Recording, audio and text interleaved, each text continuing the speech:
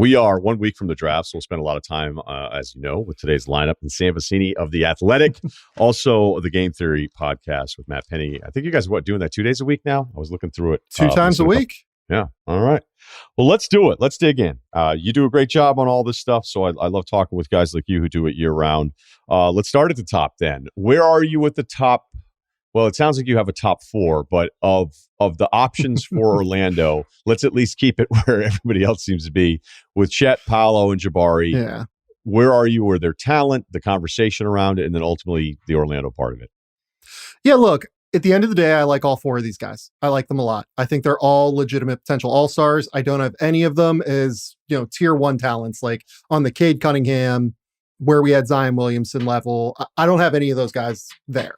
But I like all of them, at relatively similar levels to how I liked Evan Mobley, Jalen Green, Jalen Suggs last year, where I was really high on all those guys. So I am a big fan of these guys. I like Jabari and Chet just a little bit of a level above the other 2, and it's in large part because I trust Jabari and Chet a little bit more defensively. Chet's his own conversation defensively. I think he has some of the best defensive anticipation I've ever evaluated in a prospect, and I think it's really going to help him make up for the weight deficiency as he starts his career. Jabari, man, I see the conversations around Jabari, and I understand the concern about his lack of playmaking and his lack of handle. I think that the margin for error for someone like Jabari is just different for other people because he's so big and can shoot over the top of anyone and already has dexterity as, an 18-year-old that played college basketball this season at getting to his step back. I really kind of wonder if we're kind of underrating his ability to potentially just get to his spot and shoot over the top of whoever the hell he wants to shoot over the top of. And he could be like a legitimate, 24, 25 point per game scorer at his peak, I think. It's hard to find someone that's 6'10", shoots 42% from 3, can shoot from the mid range, and has actual ability already at that size to get to his spots. So I like Jabari and Chet just a little bit more than the other 2, but I think as long as Orlando picks one of those guys, it makes sense. Yeah, I like all of them. So, when I want to talk up one, my statement or position here for a few weeks has been that I just think Paolo's the best basketball player of the 3 of them right now. And I know that's not necessarily what the job is, but I also kind of think it's weird, especially when I'll talk to a team and be like, well, wait, if you're telling me that you agree with me that Paolo's the best player of all of them, why is his ceiling automatically lower than if he's just better than those guys now? But I also get that the Chet ceiling part of it, no one can match what the potential of Chet's ceiling is. So I'm not arguing that Paolo could be this version of Chet that we're all sort of in love with. But I think your defensive instinct thing with Chet is really special because it's not just the rim. Like when I would watch him do stuff where he'd get almost caught in a bad position and he'd be backpedaling against a driver and he would line up left hand on right hand release. And then he would magically switch his hands as he was off balance. So we're not just talking about somebody help defend on the guy to the rim and come off of yours. He does some stuff where you're right. You see his instincts where he's like, oh, wait, I got to change my hand now to contest the shot. And there's just not many people that do that kind of stuff. But unless you want to follow up to that, we can. But I do have another thought that I want to throw at you. Well, I'll just say you see the opposite free throw line, rotations, right? From Chet Holmgren, where you can literally see him diagnose what's happening on the other side of the court. And you see him just fly down from the opposite elbow. And it's just how the hell did he see that? It's just special stuff like that. And, I assume your next point is going to be about Paolo, right? Well, I also, when I see somebody who's not great defensively, unless it's a disaster, if they're not great defensively, as a guy who's been at school for 1 year, I try not to put a ton into that. Whatever my ratio of the things that I think are valuable or concerning, I think most of these guys aren't very good at defense because they either haven't had to be or, you're not defending the way you are. My default with NBA defense is if you care and you have some size, that should be good enough. I'm serious. So I don't disagree with that on some level. I think that the conversation has probably gone a little bit too far in the he's a flat out negative defensively with Paolo, right? I think he knows where he needs to be. I think he's an incredibly intelligent basketball player. And those guys, they tend to play up a little bit whenever they get to the NBA, those guys that have super high IQ, right? The thing with Paolo is I do worry about the foot speed a little bit as we continue to move further and further into this modern NBA. And you just kind of, when you're trying to come up with lineup constructions that work for Paolo in the playoffs in moments that matter, do you see him as a small ball center? Like what in the playoffs, like, do you see him like being able to slide up to the 5? Because that's where my worry is. I don't know that I see that, but I also don't know that I fully trust him like chasing 4s off the ball. But like you might be able to hide him on like a PJ Tucker or someone like that in the playoffs to where it can work. But then teams are just going to have PJ Tucker come up and set screens for ball handlers. So it's complicated, I think, trying to come up with what his exact role is defensively, even though I think he can make it work defensively. I guess I just keep factoring that he's going to run high screen and roll for you and drive with that size and pull up and then also make plays like he did against Tech, because when I saw the Tech game, I go, man, like, why are we knocking this guy? And as I'll share it with you. I don't want to repeat myself too much on the podcast, but when you watch the first half of the Gonzaga game, you go, wait, I'm supposed to take somebody ahead of Paolo Banchero. So, but that's not what the evaluation is. That's not the entire game. Yeah. So the other part of Jabari, I don't know that I've ever seen somebody as young as him, as patient as he is defensively too. Yeah. Like here he is, this physical presence, and yet he'll play you with his chest.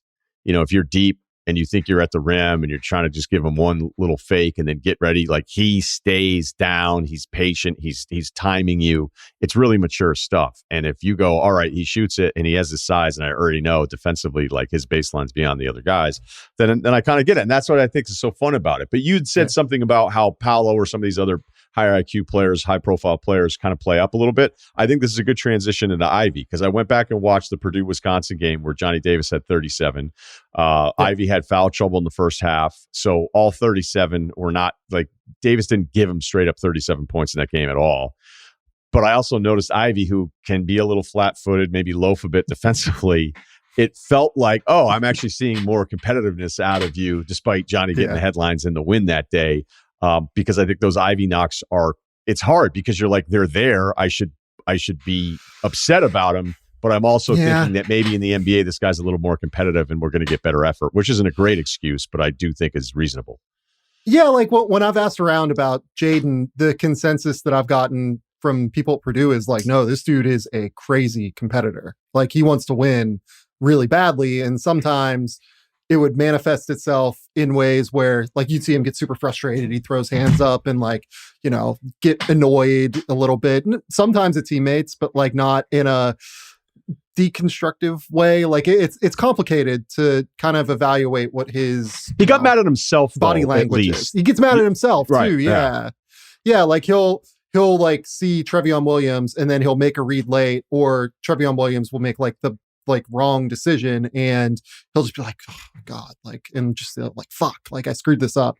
And it's fine. Like, I think that he'll be better in that regard in the NBA. But the thing is that the defensive stuff is weird because I think he's actually better as an off-ball defender than he is on the ball. And he's going to be relied upon to play on the ball, I think, defensively, unless you play him next to Pat Beverly or someone like that. And I don't know what to make of that yet. Like, he did a better job on Max Christie, like chasing Max Christie off of screens and just like completely obliterating him in their game against Michigan State than he did against Johnny Davis, like where Johnny Davis is taking a million, on balls and is trying to separate and get into the mid range, and Jaden's getting clipped on every screen and getting frustrated and getting in foul trouble. So I think he's so athletic. He's such a joke athletically that he's going to be able to make it work, but it's not a certainty that he has the like awareness level defensively at this point to like be able to step in and be an effective defender. I really like him. And I went back and watched the under 19 game against France, where you just see certain things that he does. And you're like, there's nobody else who can move around like this. And I mean, I did way too much Purdue breakdown probably on Sunday night with Bill. So we don't need to do it all here again. I think he's a better passer than you realize. I think he actually sees a few more things on the drives. I know they're not always pretty. I know it's turnovers. I know against St. Pete, it was really frustrating because I should probably just say St. Peter's, but you could tell there were some possessions where he's like, all right, I got to try to find a way to take over and do this. And it's these drives, these dump downs. And I know they weren't always pretty, but I guess part of me felt like at least he's seeing it, or he's forcing the issue. He's trying to like will his team into this win. And in a real big negative, which was a terrible game for him and for Purdue to lose it, I still found some little positives because of that competitiveness that you talked about. Yeah, I mean, look, I know you don't want to dive into Purdue, but it sounds like you did it on Bill's podcast. I haven't listened to that yet. But like the Zach Edey, Trevion Williams thing was so weird. It was so weird. Yeah. Like there's no other way around it. Like you have this idea where you have Trevion Williams, who's this incredible, unbelievable big man who can short roll and play make. Like I talked to Big Ten coaches that were like, Trevion Williams is the best passer in our league. Like we don't really know what they're doing at Purdue, not playing this guy. So they understand that Zach Edey's really good, but to have this guy, Jaden Ivey, who's an incredible downhill athlete, getting to the basket and playing him next to like this plodding 7'3" big when you have, Trevion Williams, short roll guy to where you can't put two on the ball against Jaden Ivey in ball screen scenarios, or Trevion is just going to obliterate you with kickouts. Look, I think that it was not a very, I like Matt Painter. I think he's a great coach. I don't think he did a great job with this roster this season. And I think because of it, we didn't get to see everything that Jaden Ivey is capable of showing. I mean, Ryan, there are moments where this dude just runs around point of attack defenders. They'll be in good position. It'll be like an athletic point of attack defender. And he's just okay, I'm just going to get to the rim now. You can't do anything. You can't stop me. It's hilarious. He's the most hilarious tape. Right. No, him with space. There's off ball cuts. He doesn't even get the ball. And I go, oh my God, look what he just did. And then this gear that he gets to, he is an elite wing athlete. He will be in the NBA and he will stand out athletically. And there's plenty of guys that are athletes. He's whatever he is, he's the level above that. And I know the Sacramento part of this, you go Fox. Yeah, I saw you want to jump in, so just take it there. Well, yeah. So do you just said wing. Do you think he's a lead or do you think he's a wing? Oh, I don't think he's ready to be initiating stuff with you, Yeah. But you would say he develops and he's pretty good. I mean, you're running him. I mean, look, most of this league's all high ball screen anyway with the ball handler. Right. But I don't think you'd be handing the keys to him. And then that's the other Sacramento part of this. It feels like a bad fit with Fox, but the guys that figure it out, the most valuable guys are the ones that figure out how to play with the ball and then get somebody else involved and kind of take turns. I think that's what was so engaging about Cade is that it was this bad Oklahoma State team and he still was a really willing teammate to do some stuff off the ball, even though he should have never not had the basketball. And that was the stuff with Cade, all the stuff that I loved about Cade. And then on top of him, oh, he's totally okay with this part of it too. That's why if there was some version that Jaden ended up in Detroit with Cade, I go, well, hell, this is perfect for him. But right now, if it's in Sacramento, somebody's in his way and everything. I guess if I were a GM, I just go, hey, I need multiple shot creators. So what am I going to do? Not take one now because, and by the way, it appears that Ivey and the camp want nothing to do with Sacramento anyway. They're not even going there. So I don't know if that'll factor into it or not, but I think we're kind of on the same page of how special he can be, although frustrating at times.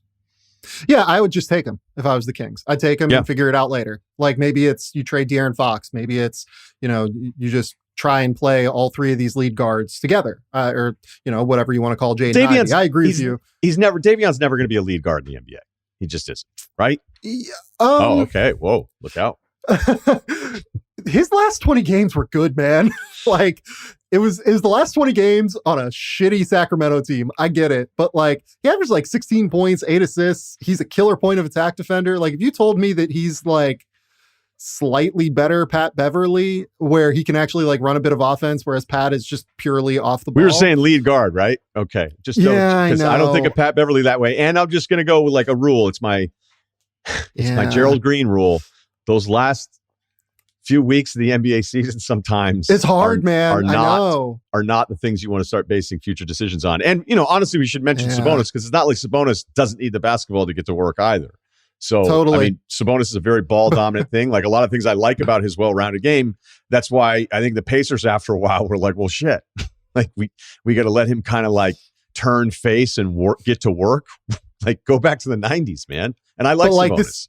This is why the Kings moving Tyrese Halliburton made no sense to me. Because Tyrese is the exact guy we're talking about that makes everyone better, that fits with every player on the roster, whereas Sabonis fits with some players. He's a great player. I don't mean to like shit talk Domantas Sabonis, but like it's harder to build a team with him, and you already have these constraints because you have these two smaller point guards in De'Aaron Fox and Davion Mitchell, and now you're at 4. You have like another situation you have to deal with.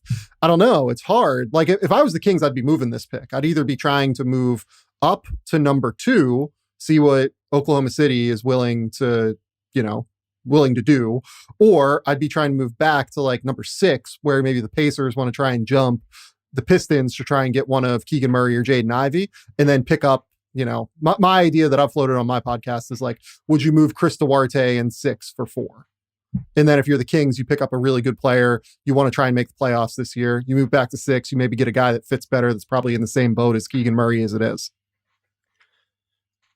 Yeah, that's not crazy. I like Duarte, but I'm not going to freak out if he's not part of my future, and then 4, it means I'm going to get one of the 4 guys there that drops, unless the Ivy thing were to get really weird. You know what we should have done though? Because I still want a bunch of names, so I'll go quicker here. I think we should at least talk about the Chet factor, though, with Oklahoma City. Everybody seems to think that Presti wants to take him. I don't know if that's because they think that Presti still doesn't want to be good, so he can get the French kid next year, Victor, who is that special of a prospect. If you had a chance to watch him play, I look at him and I feel like he's a 6'8" guy in a video game, that the kid just stretched out to like 7'3", and he moves around like he's still the 6'8" guy. He just happens to be that tall. It's insane. So I don't know if there's some gamesmanship going on here with Orlando, where it seemed like they were cool on the Banchero part of this. But I talked to somebody today that had said that there is a plan to actually get Paolo to Orlando. So I don't know what the hell's going on there. But would it be that Orlando was like, look, if we're close on Jabari and Chet, why don't we just convince everybody we're taking Chet 1, so that way Sam Presti will at least give us one of his million picks to move up, and we still get the guy we probably want. I don't know if you've heard anything about that. A lot of bullshit flying around this time of year, but I just thought it was kind of interesting that it feels like Orlando, the rumors are always about 2 guys and not the 3rd guy, and maybe it's just their own board. So who knows? Yeah, I think it's hard this time of year. There's always, so much smoke flying around. I mean, with my impression is that this has never been a done deal with Jabari at number 1. Like, I think that anyone who thought it was done, I had been kind of told that the decision hadn't been made as of, last weekend. Right. And maybe it has by now. I don't know. I haven't reached back out or anything, but I think that they are going through their process, and it's hard for me because personally, I think Jabari and Chet are just like a little bit of a level above Paolo. Yep. But maybe that's just as simple as what it is. That just might be what it is. Right.